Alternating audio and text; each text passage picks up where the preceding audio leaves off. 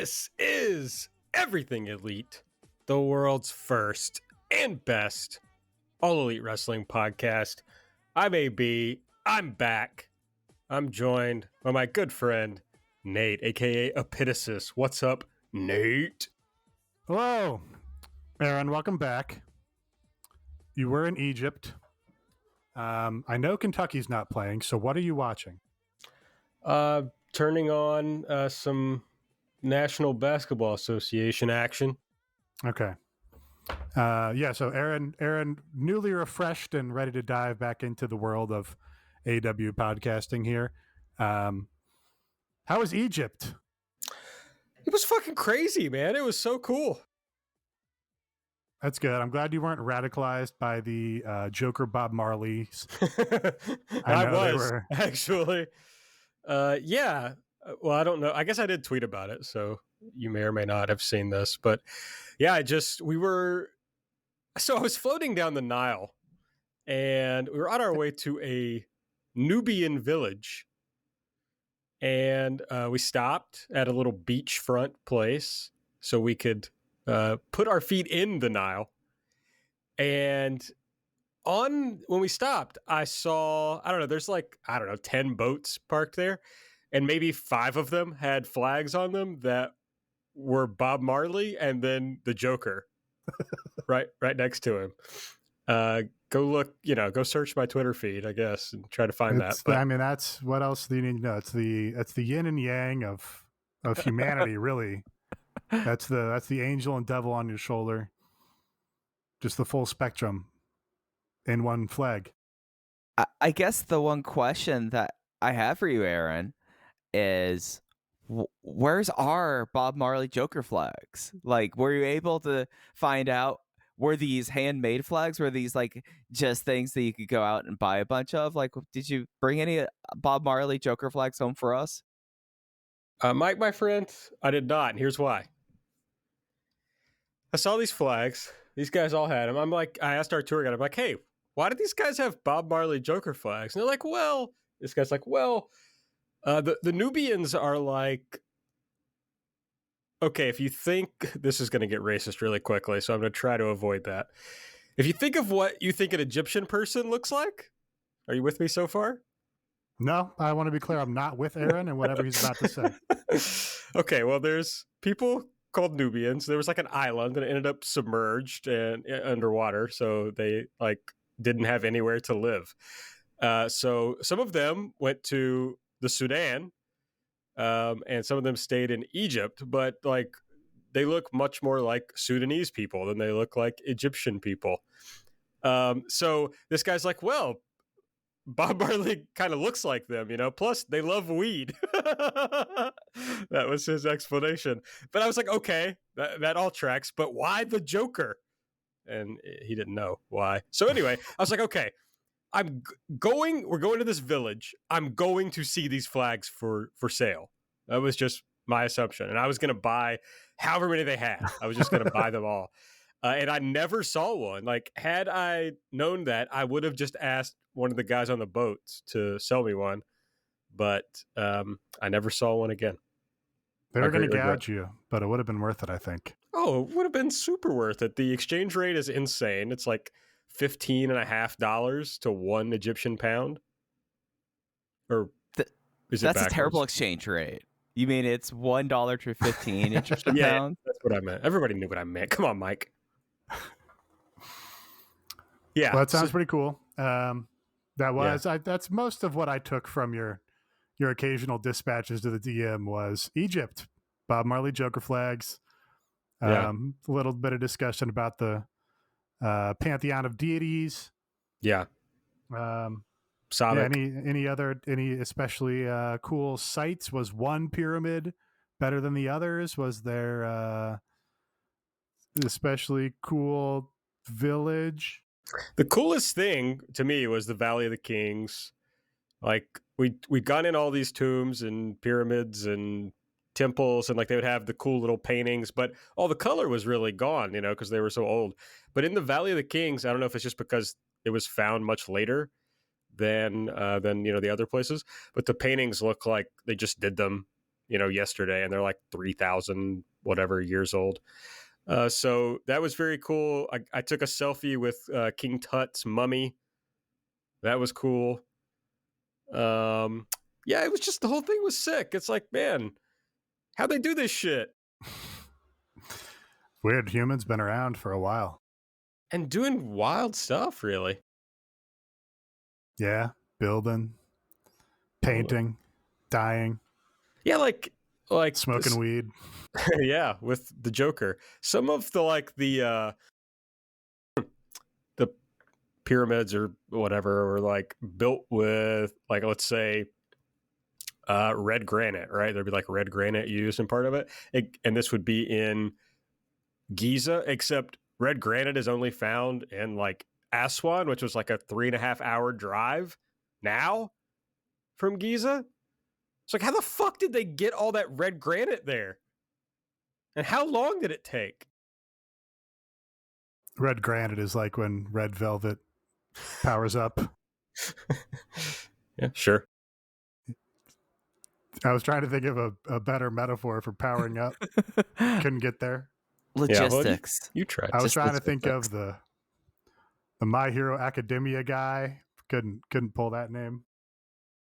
I mean, it's just like one of those things that you hear about, like, oh, we're able to move this red granite that far. And you're like, I know that like the Acadians had some like technology to do stuff that they devised like way ahead. That makes you kind of wonder, like, maybe archaeology is more interesting than I thought it was.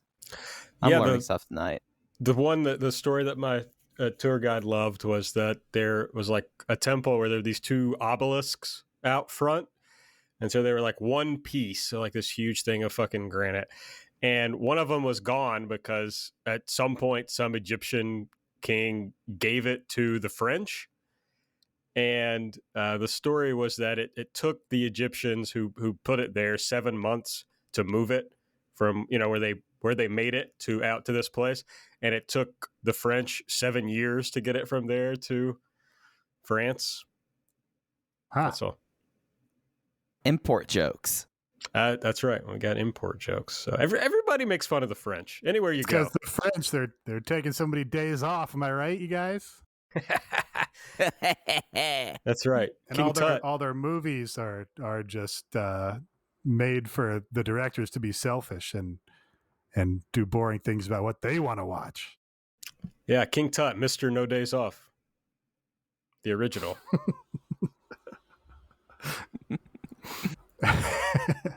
They were also like, anytime we had two separate tour guides at different times, like anytime King Tut came up, they would be like, King Tut, a fucking nobody, only famous because of how they found him. It's like they like could not give a shit less about King Tut. rolling their eyes. Oh, these guys talk about fucking King Tut again. Jesus. Yeah. And they were love that. I love that. Yeah, they weren't impressed. What's the Egyptian hipster's favorite pharaoh or king? I don't know. There's a lot of options, a lot of good ones, really. Okay. I mean, that's what I want to know. I want to know what the bleeding edge of Egyptian coolness thinks is the coolest king. Yeah, I don't know that I don't know that I hung out with the bleeding edge of Egypt's coolest while I was there. But that's too bad. You got your Ramses II, who had like 150 male children. You got your Hatshepsut, who was a woman but ruled as a king by convincing bribing the priest basically to go along with this like divine birth story that she came up with. Ah, what a worker. Yeah, that was sick as fuck. You had Akhenaten, who was like fucking thicker than a Snickers. And like had this statue made of him where he's like, it's just fucking thick as fuck. It's like, god damn, got nothing on Akhenaten. Oh my god. I don't know if you want to put that in the show. Who was the person you actually said that about? Used to wrestle in this promotion? Yeah, much more problematic. Shauna, Okay. the fascist. All right. Well, I'm glad we took it to that level. That was productive. Oh, all right. Well, that's what you get. You ask me questions. That is. One of these days, I'm going to learn my fucking lesson. You think you would, but here we are, fucking 168 episodes in. Mike is also here. What's up, Mike?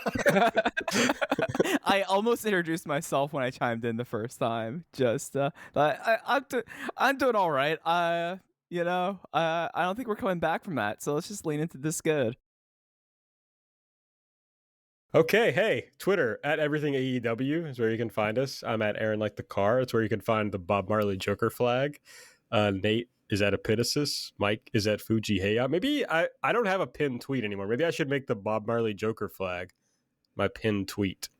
It might be good. I'm I think you opposed have to pinned to. tweets. That's fair. That's fine. Subscribe to our podcast, please. Whatever podcast app you use. If you use the Apple Podcast app, give us a 5-star rating and review. If you use Spotify, give us a 5-star rating. And the best and really only way that matters to support the show is to go to patreon.com/everythingelite and sign up. Lots of people are doing it. So I have to recommend it if you want to be trendy. We will kick off the show as we do with Elite or Delete. Did you guys do Elite or Delete while I was gone? Well, you didn't listen to every episode, Aaron? Yikes, man! I didn't even watch Dynamite, so no, I did not listen to the You podcast. have to watch. I mean, I listened to like 3 NBA podcasts. I don't watch any NBA games. I just didn't, you know? Yeah, we did it. We did the thing. Okay, cool. Well, let's do it again, I suppose. Nate, what was your favorite thing from this week's episode of Dynamite? Well, this is easy. I'll take the layup pick, fish in a barrel pick. There was a Texas Tornado match on this show where they really decided they were going to go all out and really try to one-up the pay-per-view match featuring some of the same talent. We had the Hardys, Darby Allin, Sting against the Andrade family office, right? Butcher and the Blade, some other people. Who are the other people? Private Party. Private Party. This was very fun. You know, I think that it's probably underappreciated how hard it is to have a good tornado match. You know, when you're having a tag match, you have a very clear focus of the match where, you know, you've got 2 guys in the ring holding the attention, working the match, doing their spots, telling a story, whatever it is. But in a tornado match, you've got, in this case, 8 guys all around the ring where at any given moment, you know, they could be doing something boring. It's like a bad battle royal where guys are just trading little punches in the corner or whatever and waiting for something to happen. But we didn't really get any of that here. And it really hasn't been a problem in this promotion, I don't think, because there was another good tornado match on the pay-per-view. And this one, they all went and pulled out all the stops, pulled out the big spots. Everybody was super over. Really up and down this show. The crowd was reacting big. I mean, there's a wealth of genuine stars in this company, and this crowd received them like stars. And we got big spots, Private Party doing the double side effect to Matt Hardy off the stage, where, you know, I don't know that you could have better protected Matt Hardy from a bump, it looked like on that. You had Jeff Hardy, you know, what was it, a week after, I don't know, doing like a worrying middle rope splash, and then doing his swanton where he fully just put the entirety of his body into the midsection of, I don't remember, Isaiah Cassidy maybe. Jeff Hardy going all the way up to the top of a very tall ladder and then climbing onto the, I don't know, a fixture on the interior of the concourse, and doing a swanton from a great height onto the Butcher and the Blade. Shot very well with Darby in the foreground of the shot, just kind of leaning against a wall, checking it out. Was very cool. Of course, you got the ongoing sort of parallels with Darby and Jeff Hardy that they're, you know, teasing out here. So yeah, this was, I think, the peak of the show. on a show that really, I think, started off hot and really felt like it was going to be something special, and then kind of just fell off a cliff with the content at about the midpoint. Yeah, they can't miss with these matches now. And I mean, the tornado match at the pay-per-view was my favorite match of the show, just because it really plays into a lot of people's strengths and what they have available at this point in their lives. And this one, they just doubled up on that. I mean, I thought it was kind of like sweet and awesome, like the idea that like for the live crowd who stayed in their seats, and then also Matt Hardy, so he didn't have to go up and down all over that stuff with how he moves around, doing the concession brawl, but still having Matt Hardy deal with Private Party during the while they're doing that. I thought that was like a cool split screen kind of thing. And yeah, like Butcher was insane in this. It just was a really fun match, and everything about it hit the right moments. And it was something that made Sting had a little bit of a rough finish, but then saved it. And the crowd, just being the crowd, the crowd popped more for it when he finally got in the position for the death drop. So I mean, this was just sick across the board.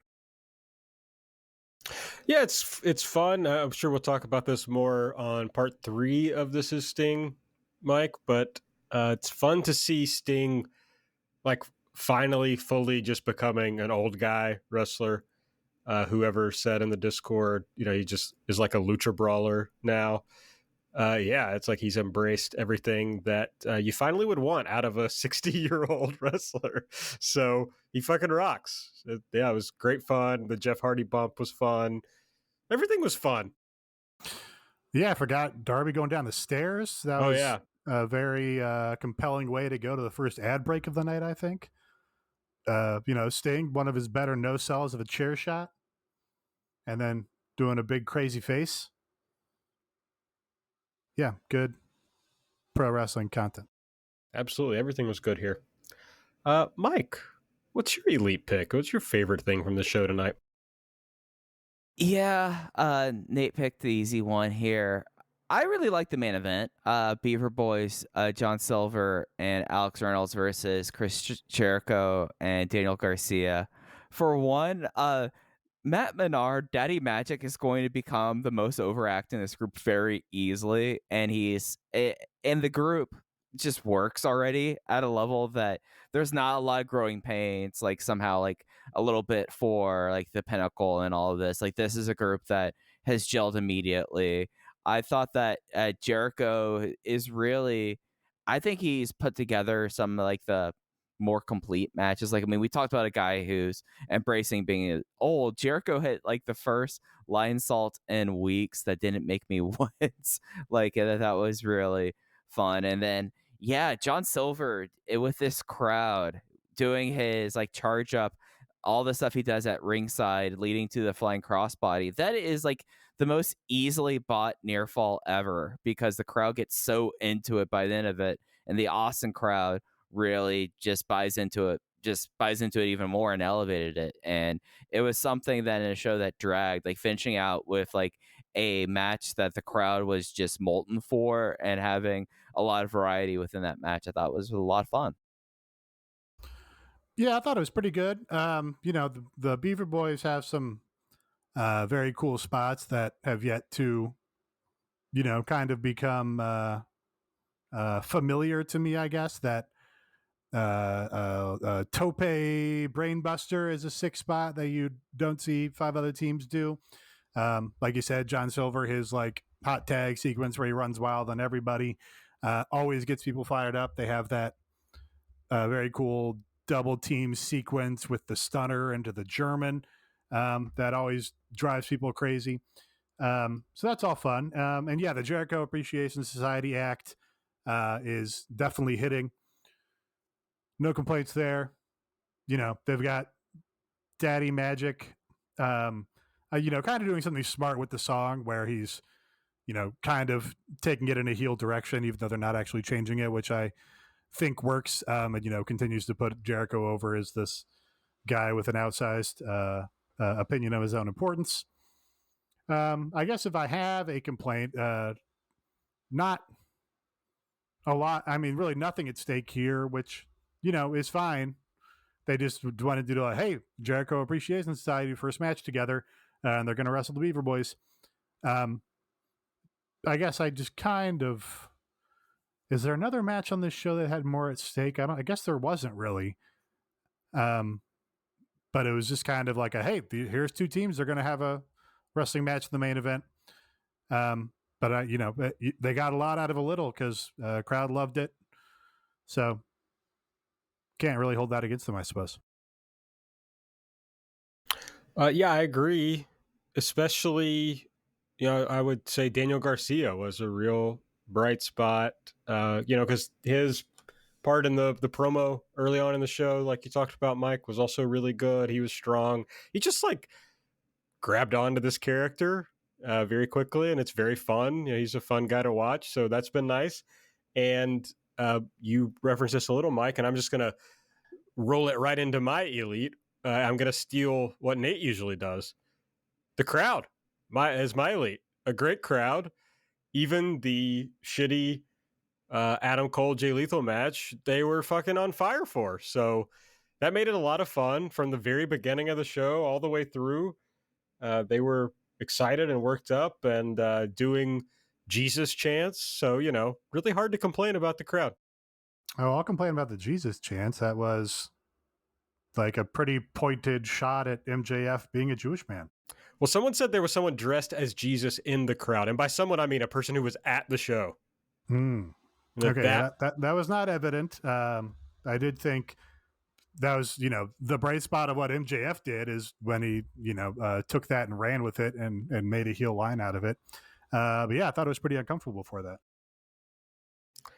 Yes, I would agree if that were the point of it, that it would have been uncomfortable. I'm hoping that our live report was correct, that it was simply a reference to a man dressed as Jesus. Maybe we'll find out. Well, there's still other times during the show they could have chanted for the guy. Indeed. No doubt about that. Mike, you have any crowd thoughts? Yeah, it just was something that for even the matches that kind of were thrown together today and yesterday, like the Cole and Lethal match, it's a match that I wasn't super into, but the crowd really brought it together. And I mean, CM Punk and FTR, they really, that was a match you could tell they were feeding for that. And it's nice to have a television product that the crowd actually lifts up the viewing experience versus I know with Japan with COVID and clap crowds, that's starting to peter out a little bit. And with AEW during the Daily's Place era, they did what they could, but it just is something that you could tell, especially this crowd added a whole lot to the show. And yeah, the like you said, the Cole Lethal match, that was a good example where crowd very into both of those guys.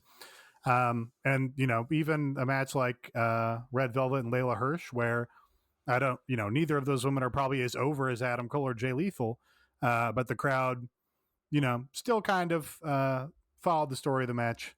They're always very good at timing their, heat and comeback, where they come right out of the ad break and all of a sudden the babyface is just about to start coming back. And then, coincidentally, that's when the crowd starts, a let's go Red Velvet chant or whatever.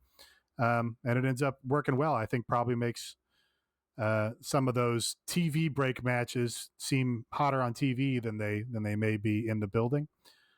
But yeah, that definitely an upgrade. I think this crowd over the last couple of weeks, or that one Florida crowd we had recently, where it had some down moments. Our listener elite comes from our patron, Mike the Professor, who his elite pick was Lambert the Co-Champion. We haven't discussed that yet. Yeah, it's a good heel bit for him. And they kind of tied it into the story of that segment. So that all worked, I think, for as far as what Dan Lambert was doing. Yeah, really, that's the recurring story with these feuds is, hey, whatever Dan Lambert's doing is working for his character and what he's supposed to be doing in this feud. What the people around him might be doing, maybe not necessarily on the same page, But if everybody got on the same page as Lambert and played their role opposite him, then everything would make more sense. Yeah, Lambert held this segment together because outside of it, it was Sammy and Ty.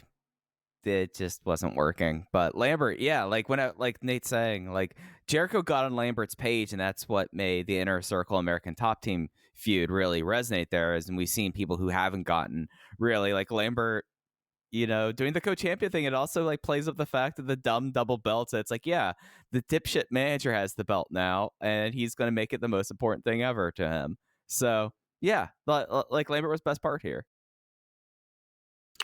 All right, if you want to be featured on our Elite or Delete, you just got to subscribe to our Patreon and go in the Discord. All right, let's talk about what we didn't like, our Delete picks. Nate, what did you think was the worst thing on the show tonight? Well, I don't know if this was the worst thing necessarily. Probably wasn't really. But what annoyed me the most was during this Layla and Red Velvet match, which, again, have to do the disclaimer that, I appreciate their trying to do this, additional women's storyline with Layla turning on Red Velvet and Chris Statlander, and Layla getting this kind of heel push now. And the match was even solid. I think there was maybe one kind of out of sync moment toward the end of it when they were doing like some punch parries, and then Red Velvet lost her footing. But you could kind of play that off as Layla take advantage of that to hit a big suplex off the ropes. Other than that, I think a pretty solid match, and like I mentioned, crowd pretty much got into the match and got behind it. But what annoyed me about it was, especially during that moment I talked about, Excalibur really trying to push this story of, oh, Layla, turned these two women were such close friends, and Layla turned on her close friends, Red Velvet and Chris Statlander, and pushing it there to the point where he's not calling the action. Because he's trying to get this storyline out. And during the entire ad break, just ad nauseum sort of mentions of, oh, Layla, we thought she was such good friends to Red Velvet. It's like, no, we fucking didn't. Like, no, not for 1 minute did anyone believe that Layla was good friends with Red Velvet and Chris Statlander.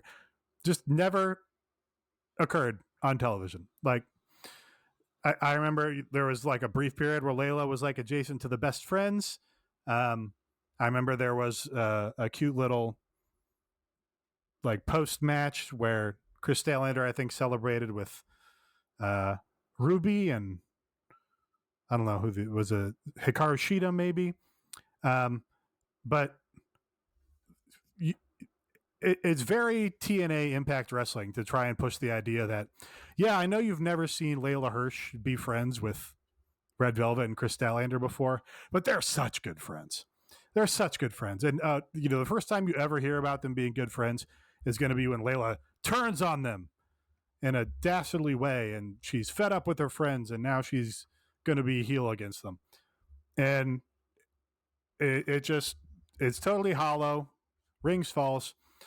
From the beginning of the storyline that it's just a fake storyline, which, of course, we know that they're all fake storylines.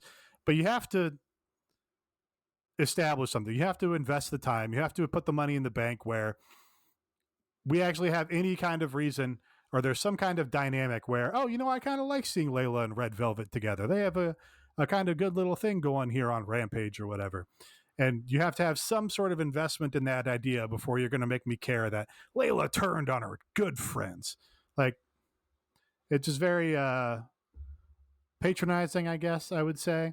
And it felt with the commentary that they thought by mentioning it a lot, that would get the story over.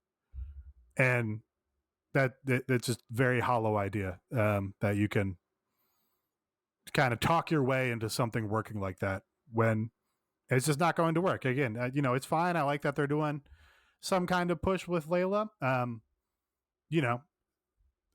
don't know what the end game of it is really at this point, but they're making an effort. There was an attempt, but it's not going to work on any sort of level where anybody has any actual emotional buy-in to this story of she turned on her friends. No, it's a wrestling angle, and we all know it. And it's patronizing and kind of condescending to be like, well, we're telling you they're friends, so you have to believe it. And it's something that I think I lucked out by having the TNT feed where I didn't have that in the commercial break, because like they did, Excalibur did mention that a bunch. Like he did. That was like obviously the big note for the match is hammer this home, which that gets Excalibur kind of out of the role he's best at as well. So not only a bad use of time, it's bad use of talent available. For me, it's just this whole entire feud has felt hollow. So like this being your tipping stone with it, Nate, just kind of like lines up with me. Like the fact that Chris Statlander was banned from ringside. Aaron, we went into this for a while on Light this morning, and it just is it's forcing artifice in here, and it's something. Why was she banned from ringside? Yeah, why would she, the person that's trying to stop the cheating, right? Yes. Yeah. So it's just one of those things that, like, I mean, the whole thing with like Rosa afterwards, it's just like, okay, like at a certain point, it's like low effort, and then like trying to cover that it's low, they're trying to act like it's not low effort, but it comes off insincere, like how you're saying it. Yeah, it sucks. I mean, they don't care. And why is this the women's feud that gets like it's on TV every fucking week? It's like they're trying to make up for the time they didn't give it to start, right? It's like, well, we did this story with Layla and Red Velvet and Chris Statlander, and it was backstage segments that were, on Rampage or something.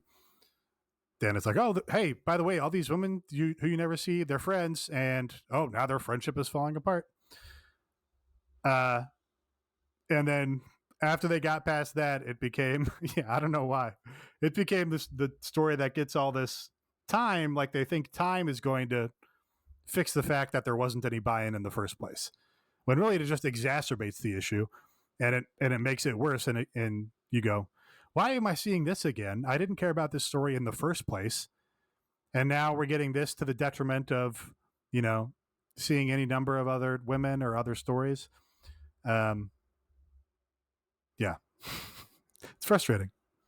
But yeah, the Thunder Rosa thing was they didn't let her talk. She's the new champion. I don't know. You're telling me you're not dying to buy a ticket to see Red Velvet give Layla Hirsch her comeuppance? Man, I'm not. I like Red Velvet. I like Layla Hirsch.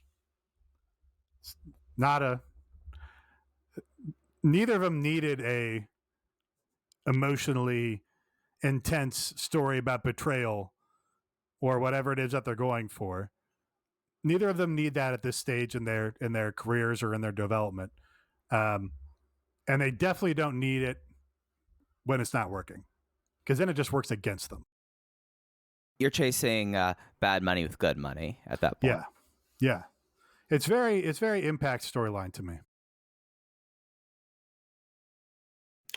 All right, Mike, what was your least favorite thing from the show this week? Well, I just mentioned it. It is the Thunder Rosa, Nyla Rose, and Vicky Guerrero just feud start segment. All of this just is like, it feels like every time that there's a new champion, the first defense is against Nyla Rose, who they don't ever really build up that well nowadays, especially since she lost the title to Shida 2 years ago. She dominates people on Dark and Elevation, and that's really all she does until someone needs to have a first title defense. And then Vicky and Rosa, like, going off on like Vicky, MAGA Vicky, going like go across swim back to the Rio Grande, like all that stuff. It just was one of those things that, like, you probably could have told a cooler way to have Vicky Guerrero and Thunder Rosa like have like some reason to feud, and like, you know, just in general, like with all of that. But you don't need, as Tharo said in the chat, you don't need to always make it feel like that Nyla Rose is the female Lance Archer, and that's what it really feels like at this point. It just feels very kind of trite. Yeah, this sucked. I like Nyla. I would like to see Nyla on TV way more and get actual pushes. But yeah, like you said, she doesn't get built up outside of her, a default title challenge that we know she's going to lose. And, you know, it's fine for there to be a wrestler who's kind of like a safe first defense. I don't mind that. I didn't mind that with Adam Cole or Adam Page doing it with Lance Archer, because, you know, they had a great match. But yeah, when Nyla's never on TV otherwise, it just doesn't carry any weight with it. It just, you know, it's a foregone conclusion. And yeah, I think Vicky sucks. Have since day one. She screams. She's racist. Nyla doesn't need her at all. Nyla can talk better than her. So that sucks. Thunder Rosa is pretty cold to me. The feud with Britt kind of dialed down my interest in really either woman. So yeah, I don't care about this. A lot of anti-women talk from Nate on the show. Look, I hate women. I don't think women should be in wrestling. This is going to sound sexist. Before I say this is going to sound sexist. Yeah. Yeah, they should do good women's wrestling instead of bad women's wrestling, is my opinion. It's a hell of a take. Let's see. Where do I want to go here? I think I'm just gonna delete Sammy Guevara. He was very bad. This promo was very bad. Ty was cool, her part of the promo, but these two together is just not compelling. It's bad for Ty. It's gonna fuck her up. Sammy did a cum on the belt. From us today. Yeah. Yeah, all the consequences fall to Ty. In the interest of fairness, I think it will and should also fuck Sammy up. Yeah. It's just I don't know. It's just not good. It's just bad. It's like, what was the point of his promo? Well, it was to set up whatever's happening next with his little feud. I mean, yeah, it's not working in the intended way, which is, you know, he's supposed to come out as the defeated champion. He was over as a babyface with that belt, undoubtedly. Crowds went crazy for his defenses. He got, you know, big chants in the middle of every inner circle segment. That was all success. That is despite Sammy Guevara is not a natural babyface. He is a natural heel. That is a guy who, you know, operating at his default level with his face, he's a guy you want to see get punched in the face. So it was an achievement, I think, to get that guy over as a babyface. But they've basically gone all the way away from that now. You know, the idea is he's going to come out and he's going to say, well, I'm so crazy and I don't care. You know, it's going to cost me pain at the end of my life. It's all worth it because I get to come out here and do crazy shit for you. So he's, you know, still a valiant babyface, even though we lost the title. And then we have the dastardly Dan Lambert come out here to you know, heel against him and make us want to see Sammy beat him up. But yeah, the dynamic does not work to babyface Sammy anymore. I'm trying to think if there's a way. I mean, my perception of this is a lot colored by their Twitter presences. And I observed last week that Chris Jericho, you know, he's continues to be one of the smarter guys in wrestling. He knows that whining about your mentions on Twitter is a heel move. That makes you a heel. if you whine about your Twitter mentions, you're obnoxious, you're boring, you're unbearable, and nobody likes you. Sammy and Ty, that's all they do on Twitter is they whine about their mentions. I understand that, there are toxic people on Twitter and there's toxic people in wrestling fandom, and everyone is awful. That's everything. First of all, everyone is awful everywhere, and it's not my fucking problem. It's your problem, and I don't want to hear about it. And I, maybe that's unfair. I'm sure there are people there are people who want to get on a soapbox and say we have to address toxicity in the wrestling fandom and people tweeting awful things, and you can't. You can't do it. You can ignore it. You cannot. To talk about David Bix's fan for a second time, you can't get on there and tut people and lecture them and point your finger at them and go like, do not say that Pete Rosenberg paid $25,000 to be on WWE TV. You can't do that, because when you tell people not to do something, they will do it more to annoy you. So that makes them heels already. Talking about how they had sex with the belt and they got their bodily fluids on it. That was a funny little punchline to get one over on the heel. That worked, I think. But yeah, something about their dynamic where they're like, so they don't come across like, oh, we're so in love, we're so adorable, we're such a cute couple. It's very much like a adversarial thing where it's like, look how hot we are. Oh, we have so much sex. I don't know. That again might be just colored by the perception of their Twitter presences. But I mean, what the fuck? I'm in the office 9 hours a day. I look at Twitter a lot. But no, you're right. Like, two hot people talking about fucking, that's a heel thing. Like, that's not, most people are going to be like, fuck you for being so hot and just having hot sex with each other. Like, I mean, I don't, I don't know. I don't hold it against Ty. I do hold it against Sammy. That it's, well, of course. That's see, I'm taking the woke side of it though. Somehow. Now, Nate, with the way you're talking about this, do you think this is a real couple? Because what you just described are actions of a fake couple. Oh, I definitely believe they're a real couple. Okay. It's something that I've always had this issue with Sammy. Even when he started, when the first time he walked out in the inner circle was getting like massive face pops, I was surprised, Nate, because he's not a natural babyface. And it was like, wow, he was overcoming, as you aptly put it, the face everyone wants to punch. He overcame that, and he found a vein with that, and it's something about him, and it's not even like a sincerity thing. It's not like an investment thing. It's just some things that like some people are natural good guys and some people are natural bad guys, and he comes off like a natural bad guy, and it feels awkward at sometimes.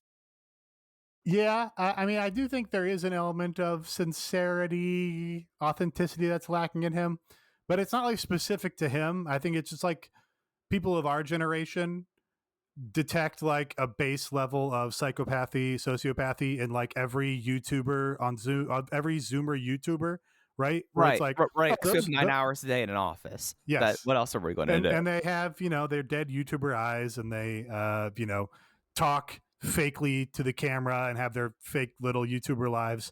And they just seem like little alien sociopaths.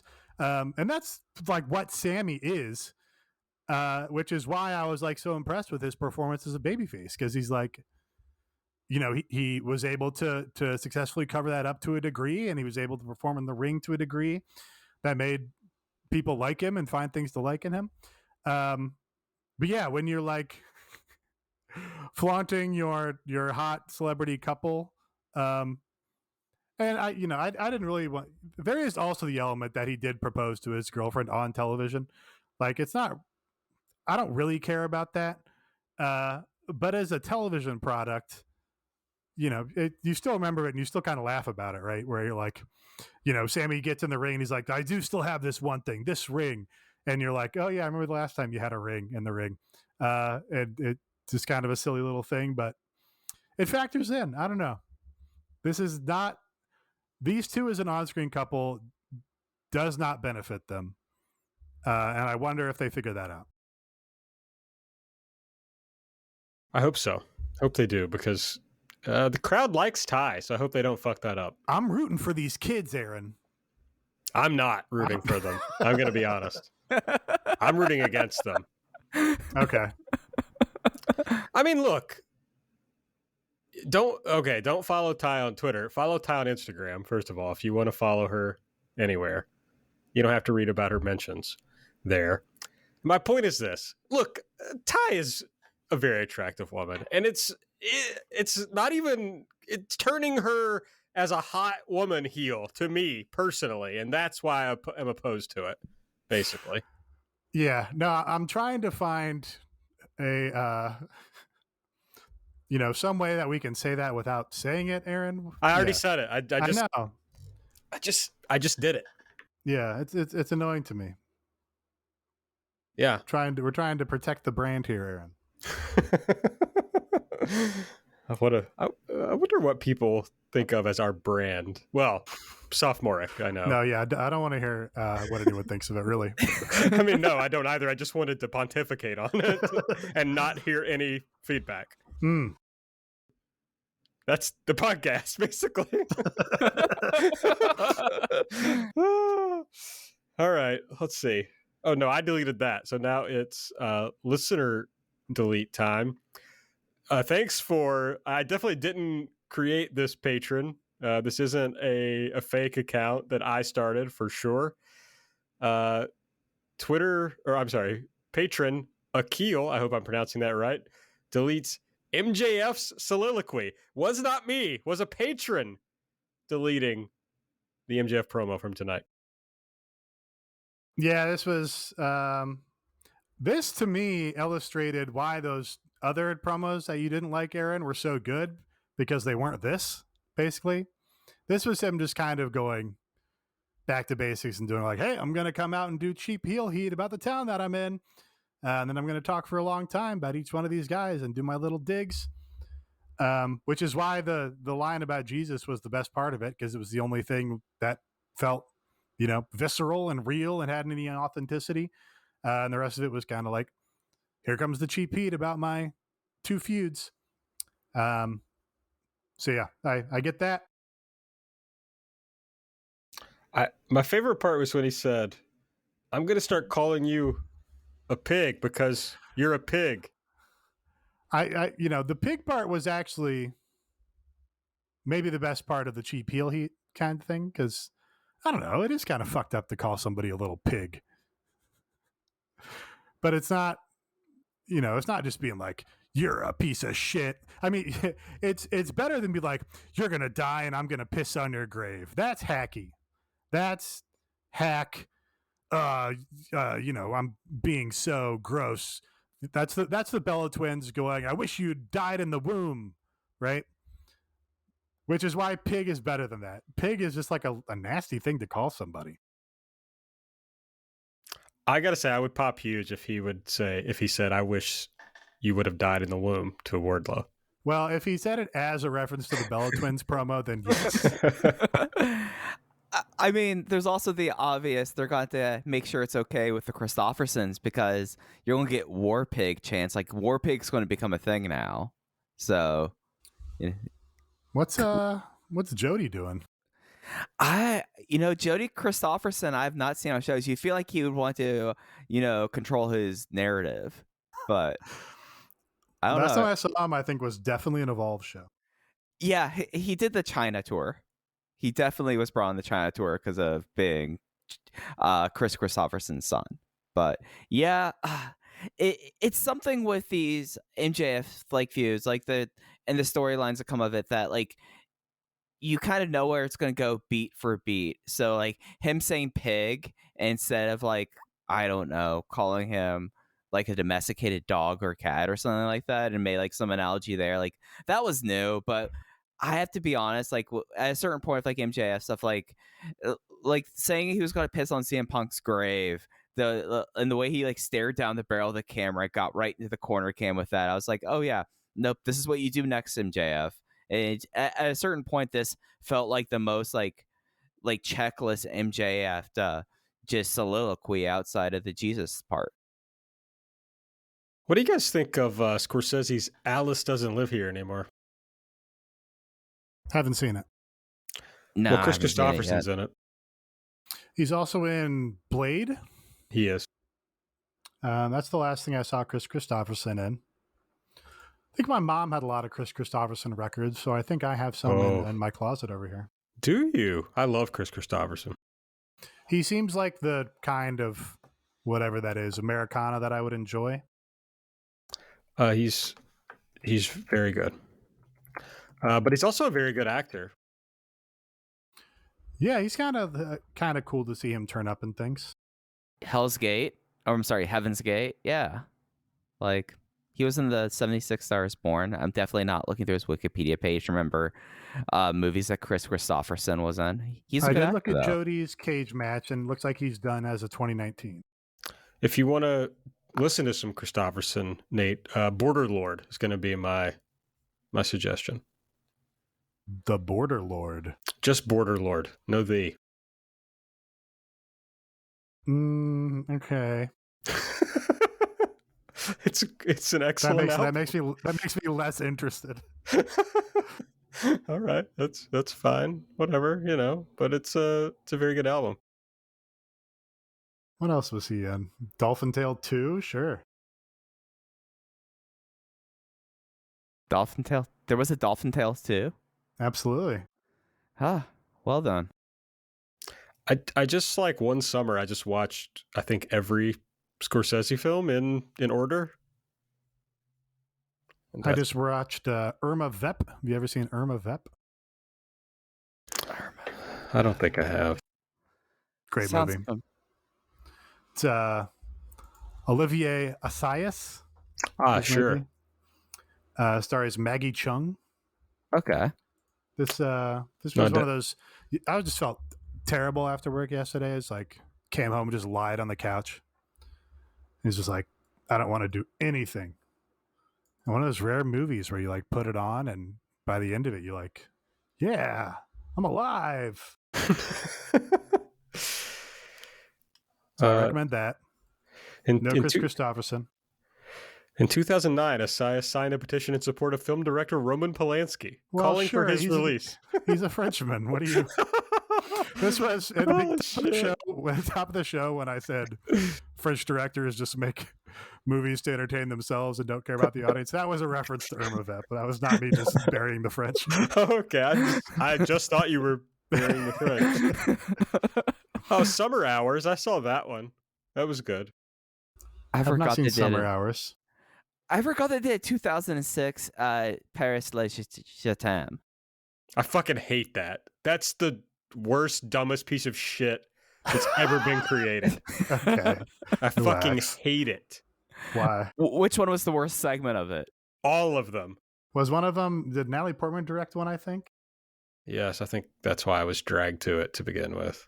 Oh, I fucking hate this. I've never watched any of these. Those are the things where I'll search a director's name or something or an actor, just trying to find something next in their filmography to watch, and those come up very often. That and the New York one, there's a Tokyo one, I think. Just because they have so many directors and actors of them that they happen to pop up a lot. What's the story? I want to hear why you hated it so much. I was just dragged to watch it, and I was just fucking miserable for 8 hours or however fucking long it was. Okay, not that long. How did Wes Craven end up being one of these 4 directors? There's not 4. There's like 20. Oh, yeah. You're right. I definitely thought it was way fewer. The Tokyo one's like 4. Yeah, because that was much more sane. This is 18 or 20 or some shit. Fucking awful. Did y'all know that there was a 2019 Berlin I Love You? No, but I'm glad that they didn't give up after the 3 I named, because felt like that'd be forfeiting. Was it just the length you didn't like, Aaron? I just what's the fucking point of a bunch of fucking short films in a row. Like, what's the point of this? Why does it exist? Who fucking cares? Okay, I can't address that analysis. Yeah, man. I used to love the short film parts of film festivals when I go to, because you go see a lot of stuff in 2 hours. Yeah, I like a short. This is just the same shit over and over again. Like, I'm a simple man. I just want a fucking story. Just tell me a story. I think I said that on the podcast, and you got mad at me about it. No, I don't think so. Yeah. Remember what it was? We were talking about the CM Punk and MJF story, and I said, "See, Aaron, I think you kind of like a simpler story." And you went, "Nate, I did notice that you called me simple." Well, that's different. You called me simple. I mean, this was like 3 weeks ago, buddy. I went to Egypt in the interim there. It totally wiped my brain of all things before that. You have to divide Except Aaron's this life fucking between... short film anthology. The Tokyo one was Bong Joon-ho, which is where I had been looking at everything he did, and then Michel Gondry, remember that guy, and yes. Leos Carax. Yeah, Leo Carax. Alex Christophe Dupont, best known as Leos Carax. Yeah, French structure, I believe. I used to. There was he did Holy Motors. I've seen Holy Motors. He did Holy Motors. I think that had a lot stronger of a director group than Paris. I mean, Paris, like, even though is just too many. Yeah. And okay, that's what I'm saying, folks. And it's like I'm getting shouted down. It's too many. I think it's because it's 20. I shouted him down. I think it's because it's 20 and they're all kind of about the same thing. You want some variety there. That's actually not even what you said. I said, Aaron, was it just the length that you didn't like? And you were like, what is the point of it? Why are you doing these short films or in a sequence? And you could have just said, yes, it was just the length of it. But that's not what you said. Well, because I just think it's a stupid idea. Like, it's not like when it's fucking, when I was a film pervert and it's like Oscar season and you get like the 5 animated shorts, in a row. It's like, yeah, okay, I got 5 totally different things. This lasts like, I don't know, 45 minutes or whatever, and the whole fucking thing's over. Sick. I'm in. But this was just one fucking boring piece of shit after another. Awful. Are you familiar with the idea of a hikikomori, Aaron? No, I'm not. Well, that's what the Bong Joon-ho segment of the Tokyo film is about. It's a shut-in, someone who's not left their apartment in a very long time. I'm interested. Except no, it's related to this other thing. So fuck no. This sounds appealing to Aaron. Oh God, I don't know. It just like I've seen lots of movies I hated in my life. Mm-hmm. I've walked out on lots of movies. Well, there's also, I mean, Paris is kind of a hack city, right? Yeah, go to a real city. Romance. It's really the Sammy Guevara and Ty Conti of cities. Yeah. I see what. But it's really New York really is also. It's the Christian Cage of cities, honestly. Also kind of hack to do a New York one. Now, Berlin, that's an idea. That's something original. Yeah, I didn't think Berlin was that romantic. No, which is why maybe you have some more interesting stories.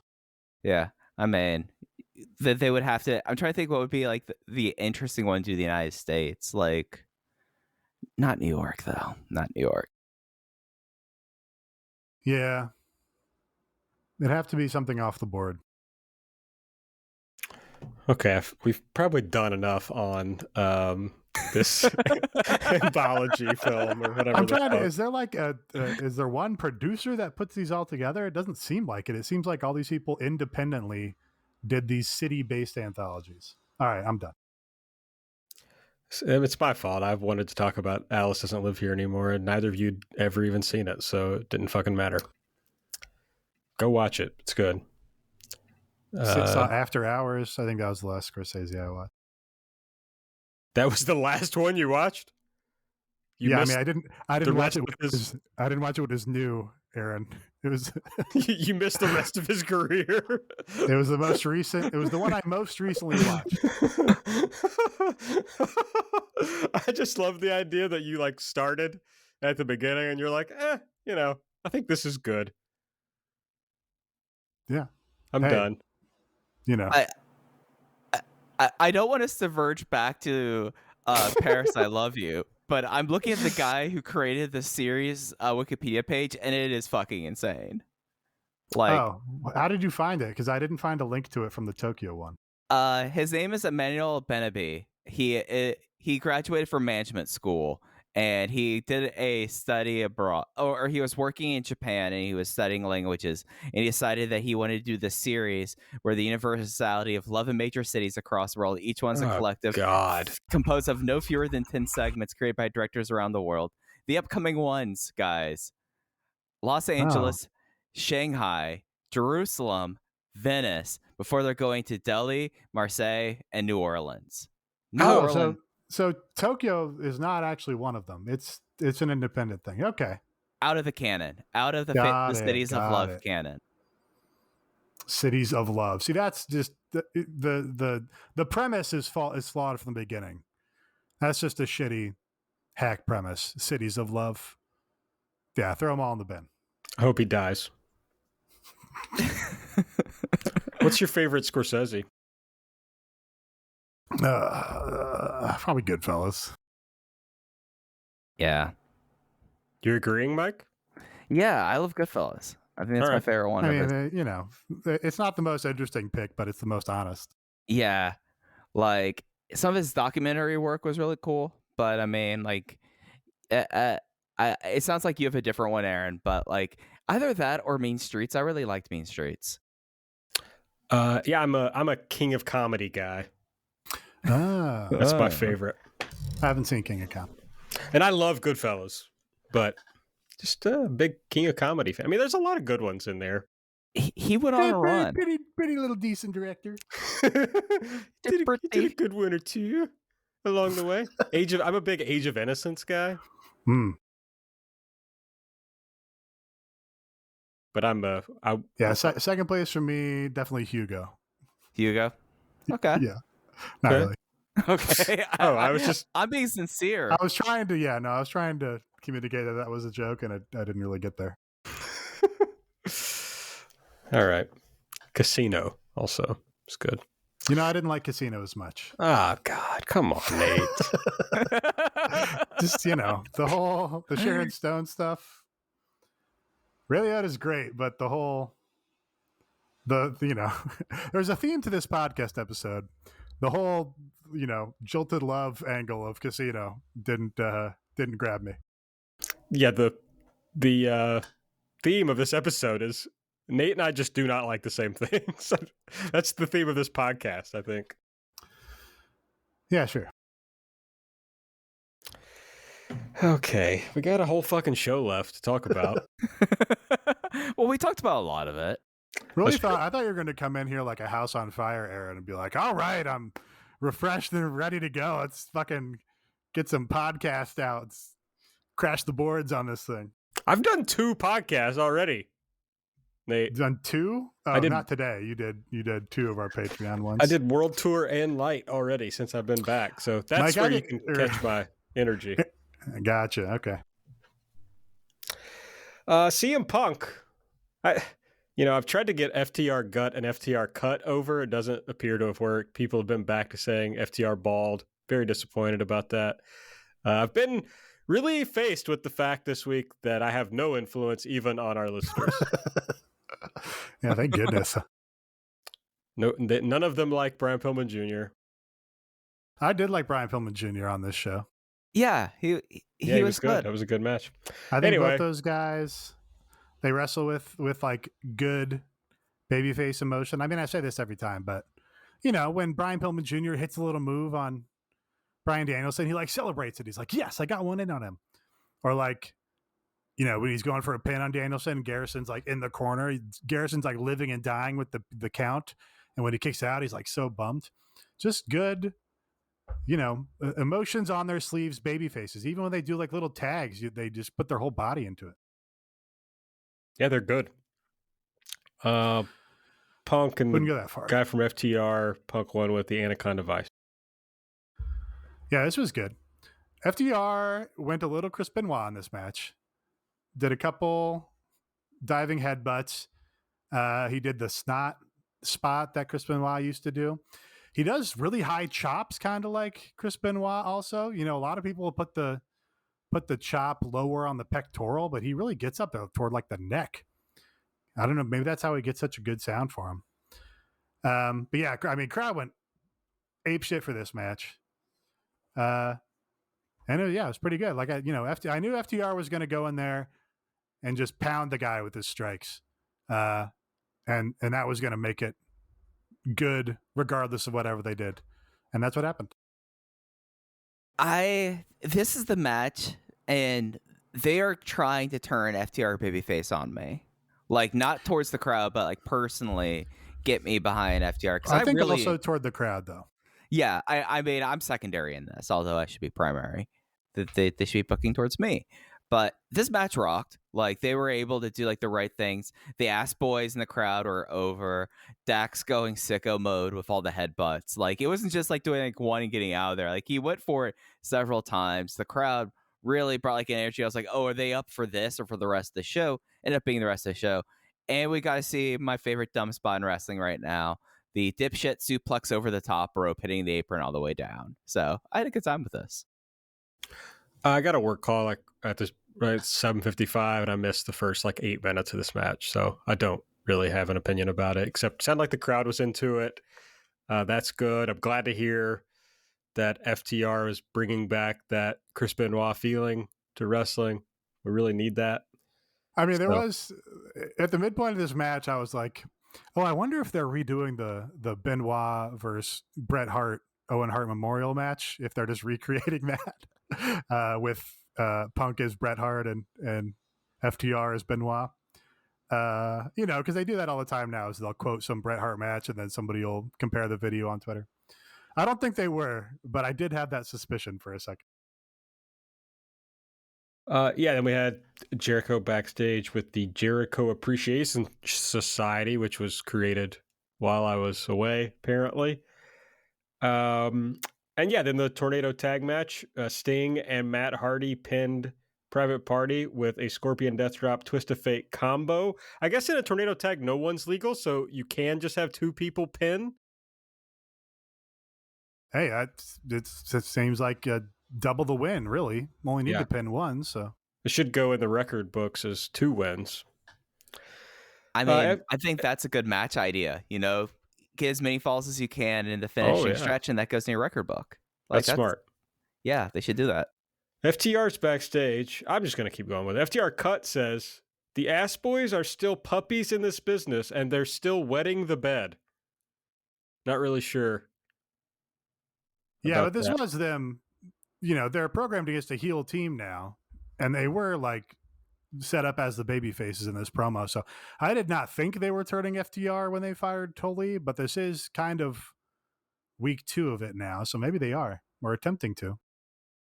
And it's something that, like, even though the firing was dumb and abrupt, like, just like thinking back, like, they've been getting more and more like about our family, like the way we are in North Carolina over the last few months. So it's something where the firing still feels so abrupt, but I guess like they're going to call back to that. That's going to be the thing that everyone calls back on and say, oh, this face turn's been in the works for months.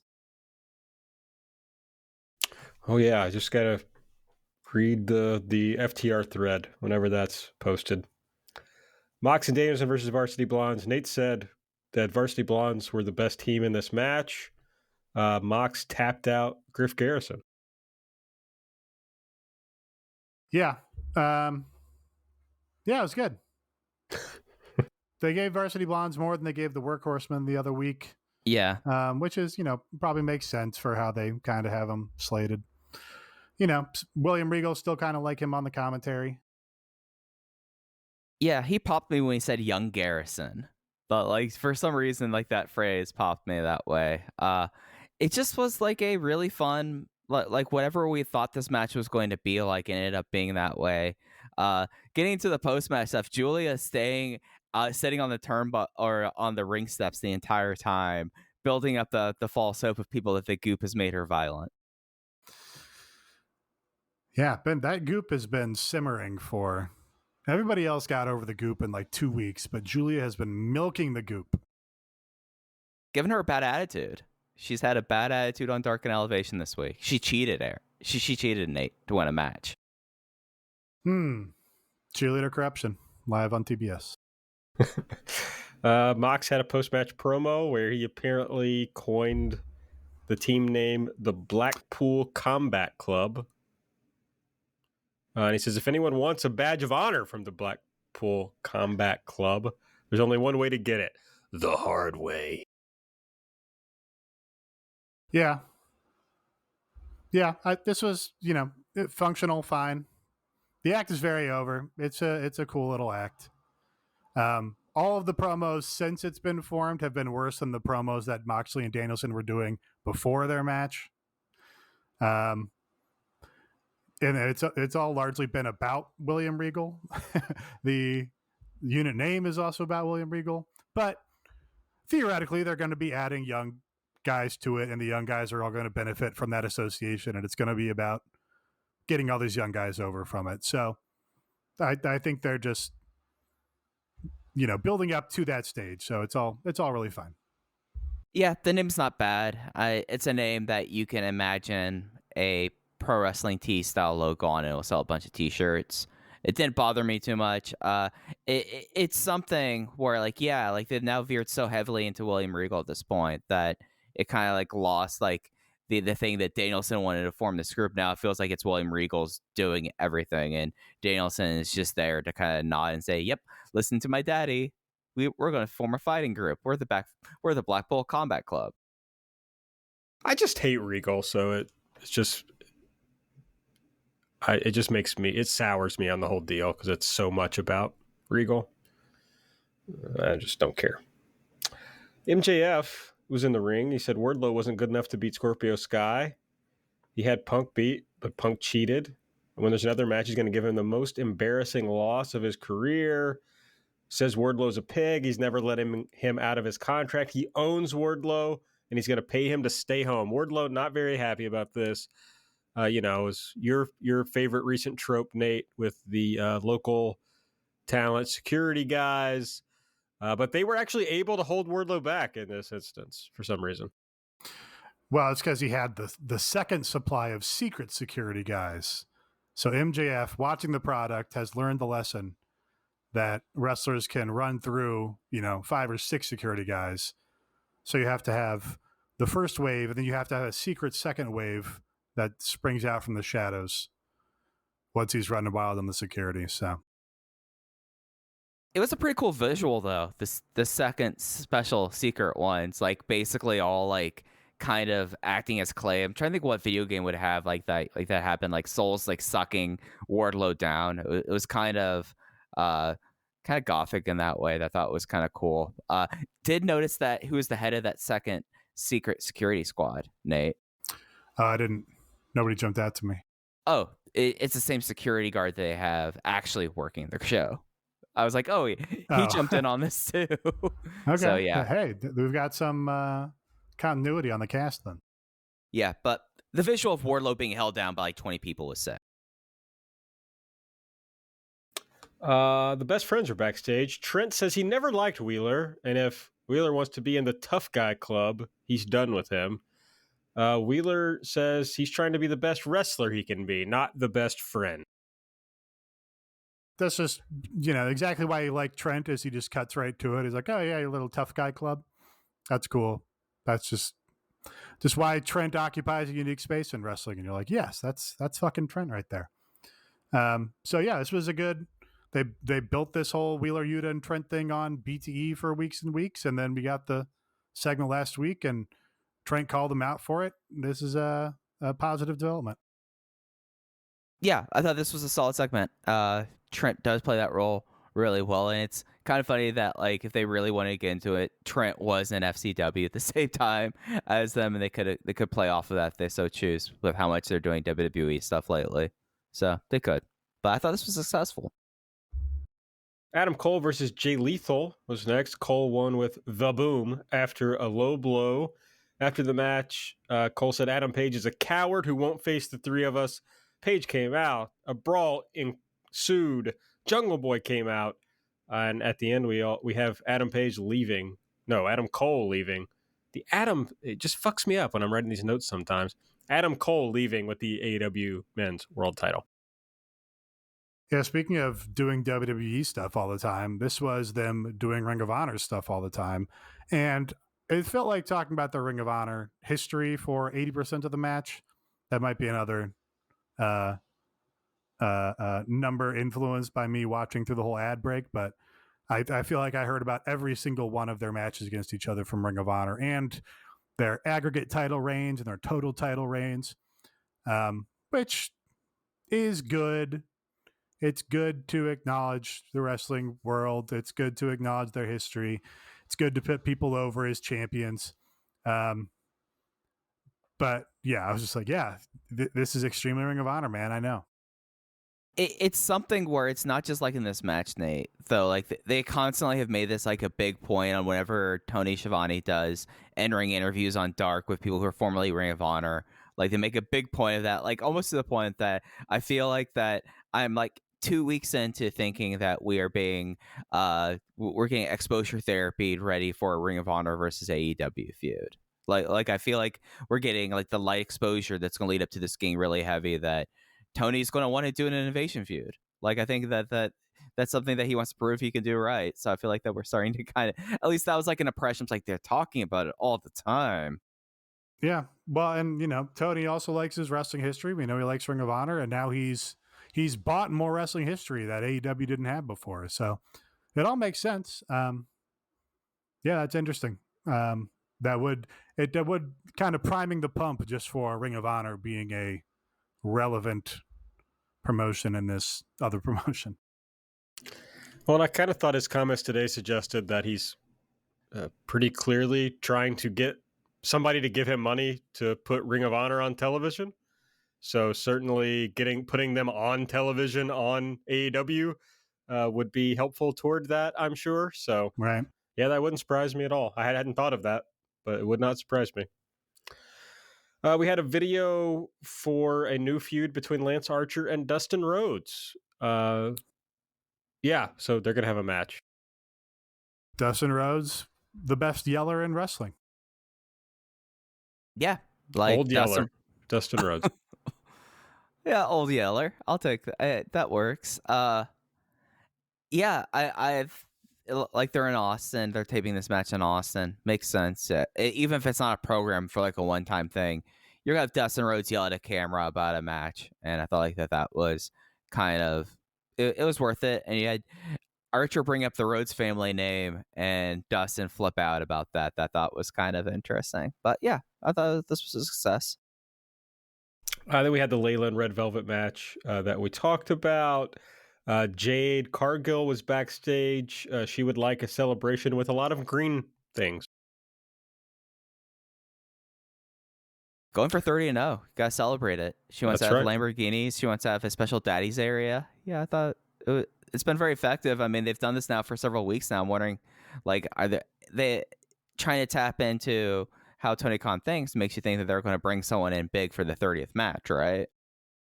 Well, yeah, this was nothing as a segment. The only thing that was here was, well, they've been talking about 30-0 a lot, and she's already planning her celebration before the match happens. So is she losing, or is this a double swerve where they're setting us up to think she's losing and she's just going to beat whoever? But yeah, knowing Tony, that does seem like the most Tony move would be, hey, we have a big challenger. It's going to be somebody new. It should be Goldberg. Should be Goldberg, but I think he's got one more Saudi match on his contract. And a stupendous Mania. That's right. Yeah, then they had the Thunder Rosa and Vicky and Nyla segment, and then the main event, which you also already talked about, with Jericho and Garcia against Silver and Reynolds, and Daniel Garcia picked up the win with Red Death. It's good we talked about Olivier Assayas for that long. Thank God. If you enjoy our show, best way to support it, only real way to support it, is go to patreon.com/everythingelite. Sign up. We got lots of stuff. As I said, already done 2 podcasts over there since I got back with Mike. We did World Tour where we talked Rampage and I gave my very cold Revolution takes. We did Light where Mike said the phrase King Pussy Eater.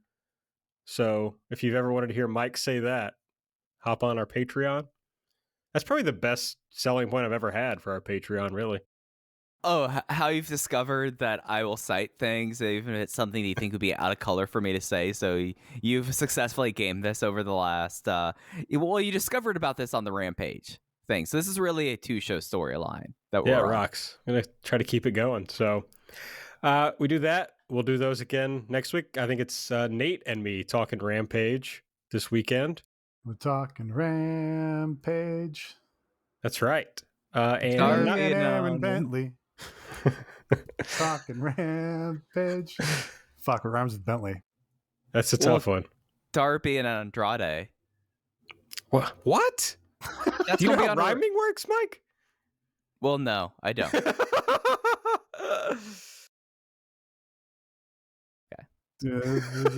I'm still working on a rhyme over here. I know. I could see it on your face. I guess the listeners couldn't. Hopefully, Mike and I are hopefully gonna get This Is Sting Part 2 out soon. We'll see when that's coming, but we're working on that. It'll be out at some point. So join us. We have a Discord. It's a lot of fun. We got other fun stuff planned for April, and I got a fun one in my back pocket for May. So subscribe now to hear that in May. Patreon.com/everythingelite. The show Nate and I will be talking about this weekend, Rampage from Cedar Park, Texas. We got Ricky Starks versus Isaiah Swerve Strickland, Dustin Rhodes versus Lance Archer, Alan Angels and 10 versus Red Dragon. Nyla Rose will be in action, and QT Marshall will give Hook the certificate of accomplishment. Biggest pop on the show was for Hook's Rampage appearance. He's a star. I guess Swerve wrestled while I was gone, so I haven't seen him yet. So I'm excited to see this match. Yeah, he's come off like a star ever since he's shown up, and it's a better match than him versus Tony Nese by far. Oh yeah, anything would be. I assume. I guess I don't know, Nate, your thoughts, but I think this is a pro Swerve podcast. Yeah, I've always been pro Swerve. Always liked him. Liked him on the Indies. Yeah, he's cool. Liked him in Evolve. Yeah, that was a fun run. On Dynamite next week, which Mike and I will preview on Light next Wednesday morning. They'll be in Columbia, South Carolina. The matches announced so far are FTR versus the Gun Club and Darby versus Andrade. Like a match I definitely have been excited about seeing since the whole Mr. Stink angle started. Now, you didn't go back and watch the Cracker Barrel Clash with Darby, Andrade, and Sammy, did you? No, I only watched Revolution, so unless it was on Revolution, I did not see it. No, yeah, I guess it wasn't on Revolution, but it was the same city because it was live a couple days before, I believe. Good match. All right. Now, if you can believe it. The match that I haven't gone back to watch yet that I'm planning to is Emi Sakura versus Shalance Royale on Dark. There you go. They did. Jade made a reference to it'd be a celebration fit for a queen. Does that mean Emi Sakura is her 30th challenger? With Rami Malek as Freddie Mercury accompanying her to the ring. What if, okay, here's a good one. What if, speaking of Swerve, what if it's Queen Charmel? You said Char, and I was, Charlotte, sure. You married to Andrade. No, you got me with the Charmel. Well, she was just announced for the WWE Hall of Fame. That's right. That's really, it's just every time now. I mean, I already hated when JR or anybody would reference somebody being a Hall of Famer. Just amplify that much more now that it's, wow, Scott Hall was a 2-time Hall of Famer. That means he's twice inducted in the same hallowed halls as Queen Charmel. And The Godfather. Yeah, the Godfather. Yeah, so I think that'd be a cool one. Queen Charmel versus Jade. That's what I'm rooting for. I mean, the balance of power in wrestling would absolutely shift. So Yeah. All right. Hey, Booker T did. Who did he challenge? FTR to a match? Yeah, Like Harlem Heat 2-on-1? versus FTR. Yeah, Oh. Harlem Heat versus FTR. Is Stevie Ray still out there working? Not I don't know often. if he's working, but they inducted him into the Hall of Fame. I think Stevie Ray has done some big time wrestling. I'm willing to bet. I'd be disappointed if he didn't. Wait, who is this person? I don't know. I Real don't know what you're Stevie looking at. Ray. Yeah, I know you don't. Oh no, this is that guy. This That's is Stevie Ray. Yeah, but in-ring experience. I can't read. Sorry, this was my problem. This was not Cage Match's problem. I thought it was trying to tell me that Stevie Ray was 33 years old, but it was just that he has 33 years of wrestling experience. No matches on Cage Match since 2017. That'd be a great comeback match. Man, where were Supercard you? of Honor. Where were you on December 11th, 2001, when Stevie Ray wrestled Buff Bagwell in Cardiff, Wales? Well, let's see. It was 3 months after 9/11.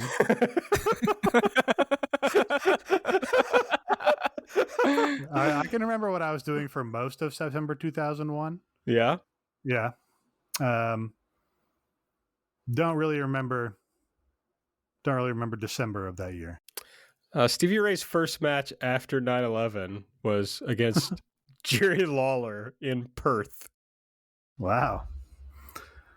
Was This guy this was making WWA? countries. What's that, Mike? Was this WWA? Like Yes, it was. Oh God! Of course, Stevie Ray got the paychecks from WWA. All right, now I'm looking at his cage match. He faced Buff Bagwell for like every night, I know. like since 9/11. It was usually, other than Jerry Lawler, every single match I'm seeing is Buff Bagwell defeating Stevie Ray, and then Buff Bagwell and Ernest Miller defeating Disco Inferno and Stevie Ray. We should see if we can get TJ Hawk to do a match reviews book just focusing on people's first matches after 9/11.